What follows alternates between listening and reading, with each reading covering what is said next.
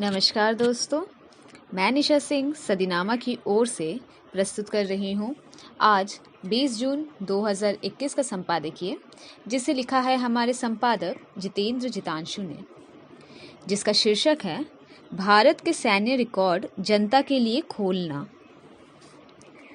भारत के सैन्य रिकॉर्ड की अपनी गोपनीयता है।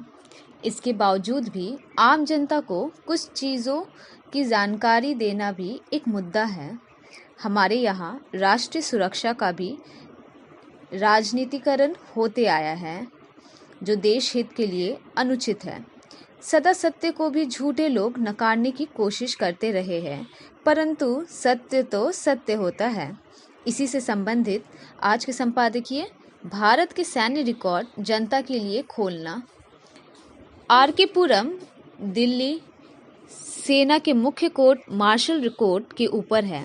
सैन्य रिकॉर्ड कार्यालय यहाँ सेना के युद्ध दस्तावेज रखे जाते हैं। ये सभी जनता की पहुंच के बाहर है। रक्षा मंत्री राजनाथ सिंह ने घोषणा की है कि हर 25 साल बाद युद्ध के रिकॉर्ड को संग्रहित और अवर्गीकृत किया जाएगा। वास्तव में एक स्वागत योग्य कदम है।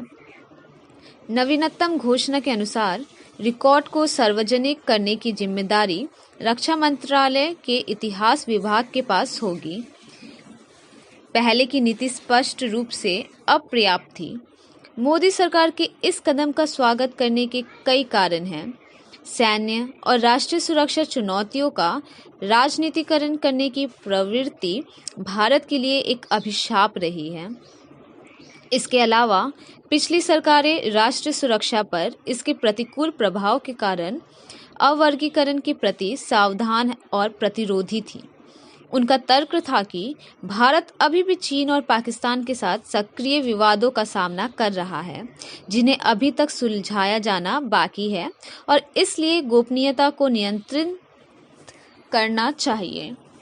अवर्गीकरण स्वतंत्रता के बाद के भारत के सैन्य इतिहास का अधिक वस्तुपरक मूल्यांकन करने में सक्षम होगा, जिससे नीति निर्माताओं को देश की सैन्य सुरक्षा से संबंधित नीतियों पर अधिक सूचित निर्णय लेने में मदद मिलेगी।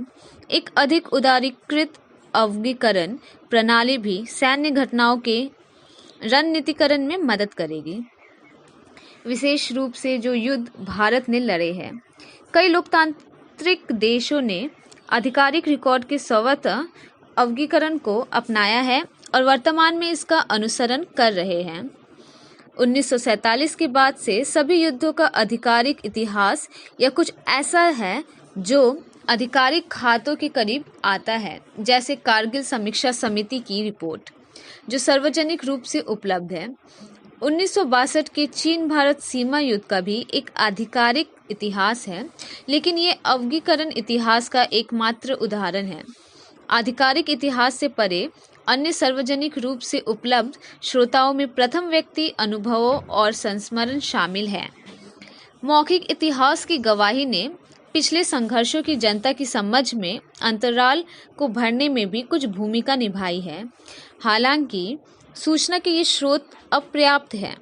आमतौर पर 1947 में भारतीय स्वतंत्रता के बाद से आज तक लड़े गए सभी युद्ध बड़े पैमाने पर इतिहासकारों या विशेषज्ञों द्वारा लिखे गए हैं, जिन्होंने कभी न कभी भारतीय सशस्त्र सेवाओं में सेवा की, जबकि उनका योगदान महत्वपूर्ण है। एक लोकतांत्रिक समाज में सैन्य इतिहास का अध्ययन और लेखन केवल उन विशेषज्ञों का एक अधिकार और संरक्षण नहीं हो सकता है जिन्होंने सशस्त्र बलों में सेवा की है या इस मामले में वर्दीधारी सेवाओं से अधिकारियों की सेवा कर रहे हैं।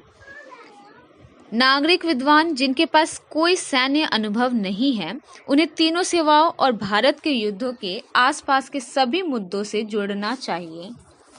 सरकार ने एक अच्छी शुरुआत की है, लेकिन इसे यही नहीं रुकना चाहिए, क्योंकि भारत की पुरातन व्यवस्था से हटकर आधुनिक समय की आवश्यकताओं के साथ तालमेल बिठाने के लिए बहुत काम करने की आवश्यकता है। आमीन। तो दोस्तों ये था आज का संपादक जितेंद्र जितांशु द्वारा लिखा संपादकीय। कल एक और विषय के साथ हम वापस लौटेंगे। तब तक के लिए नमस्कार।